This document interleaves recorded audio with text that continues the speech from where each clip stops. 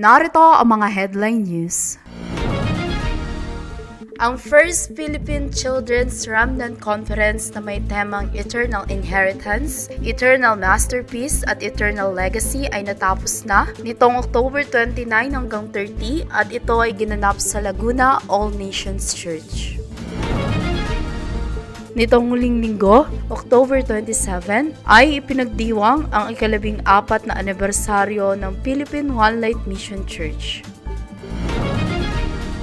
At ang tema ng mensahe nitong nakaraang linggo ay 777 Turning Point na mula sa Acts chapter 1 verse 8 at chapter 19 verse 10.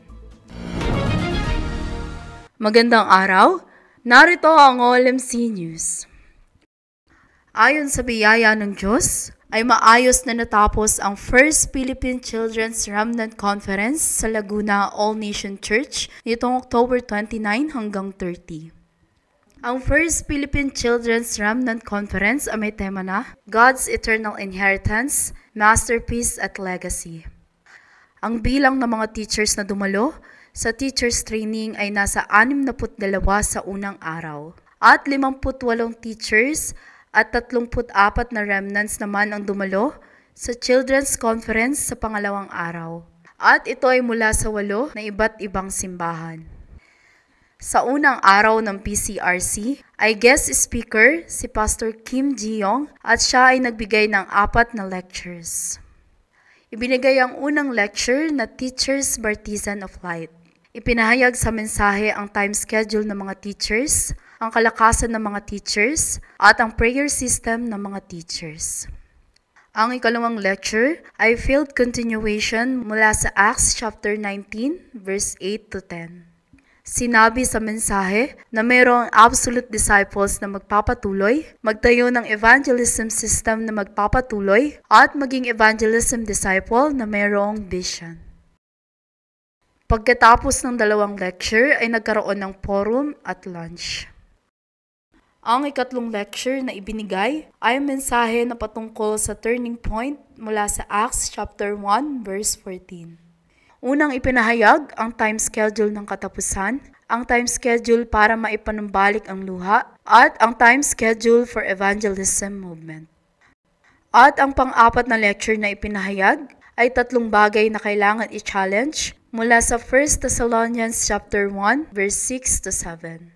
Sinabi sa mensahe na dapat magkaroon ng 3 concentration, 24, 3 settings, 25, at 3 answers, eternity. Sa pangalawang araw, ang guest speaker naman ay si Pastor Oh Yong-jun at siya ay nagbigay ng 2 lecture.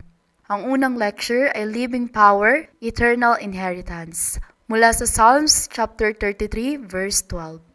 Ipinahayag dito ang pagiging nobody, God's inheritance, at power. Pagkatapos nito ay nagkaroon muna ng forum at ng pananghalian. At ang pangalawang lecture ay The Eternal Inheritance, Masterpiece, Legacy na tema ng PCRC mula sa Romans chapter 16 verse 25 to 27. Dito ipinahayag ang mensahe ng Eternal Inheritance, Masterpiece at Legacy. Huwag magpapadisib at maging watchman. Mula alas 3 hanggang alas 5 ng hapon ay nagkaroon ng festival at ang bawat churches ay nagbigay ng kani-kanilang special number. Umawit din ang mga missionaries ng Missionary Road bilang kanilang special number. Nitong muling linggo ay pinagdiwang ang ika-14 na anibersaryo ng Philippine One Light Mission Church sa pamamagitan ng worship bilang pasasalamat sa Diyos sa muling pagsama sa atin hanggang sa taong ito. Kasabay rin nito ang Send of Worship para kay Pastor Delia sa Angeles bilang Senior Pastor ng Southeast Asia Mission Center Church. Bilang pagdiriwang, sa hapon ay nagkaroon ng Anniversary Festival at ang bawat department ay nagbigay ng kanilang mga special numbers at nagkaroon din sila ng mga palaro at namigay ng mga premyo sa mga nanalo. At ang pulpit message na ipinahayag nitong nakaraang linggo ay 777 Turning Point na mula sa Acts chapter 1 verse 8 at chapter 19 verse 10. Unang ipinahayag sa mensahe ang vision ng ating simbahan para sa 2030 to 2080. Ito ay ang patuloy na pagtitrain at pagre-raise up ng mga remnants bilang spiritual summit at paghahanda ng RUTC Training Center para sa evangelism at mission. Sumunod na ipinahayag ang turning point ng 7 Bartisan, na kung saan kinakailangan na itayo mo ang Bartisan ni Kristo sa iyong sarili, gawin itong platform, watchtower at antena para iligtas ang field gamit ang pagpapalang ito. Pangatlo, ang 7 turning point ng 7 journey. Ipinahayag sa mensahe na hindi ka dapat matakot at mag-alala dahil ikaw ay sinasamahan ng Diyos sa iyong paglalakbay. Pang-apat na ipinahayag sa mensahe, ang turning point ng 7 guidepost. Sa pamamagitan nito, magawa ang 237 Healing at Summit para magligtas.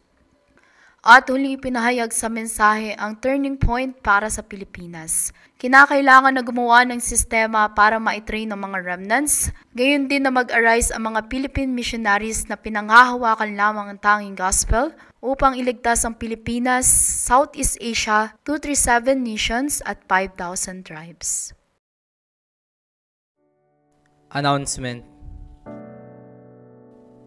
Ngayong araw ay Thanksgiving Sunday Worship Special Offering. Mamayang hapon ng alas 2 ay PRTS Devotion Worship. Simula November 1 hanggang November 30 ay registration para sa PRC at Southeast Asia Evangelism Conference. Sa November 4 hanggang November 8 ay training para sa adult at baby baptism. Sa darating na Martes, November 5 ay GARPC All Missionary Meeting sa Gospel Remnant Church. Sa November 5, Martes hanggang November 8, Biyernes ay Mindanao RTS at Evangelism School Ministry. Sa November 9 ay Question and Answer Testing para sa adult at baby baptism. Sa susunod na linggo, November 10 ay Baptism at Communion Worship. Sa November 18 hanggang November 22 ay Regional Church Ministry sa Llanera at Santiago. Sa November 11 hanggang December 5 ay pupunta si Senior Pastor sa Korea para bisitahin ang main RTS at meeting kasama ang mga sponsors. Sa December 8, Linggo, alas 11 ng umaga ay 2025 Church Worker at Department Minister Appointment. Sa December 11 hanggang December 13 ay Southeast Asia Mission Center Evangelism Camp sa Clark. At sa December 16 hanggang December 18 ay PRC at Southeast Asia Evangelism Conference sa Clark. Nawa, sa linggong ito, mula sa mensaheng ating napanghawakan, gawin nating itong turning point ng ating buhay sa pamamagitan ng 7 Bartisan, 7 Journey at 7 Guideposts para sa evangelism at mission. At dito nagtatapos ang OLMC News. Maraming salamat.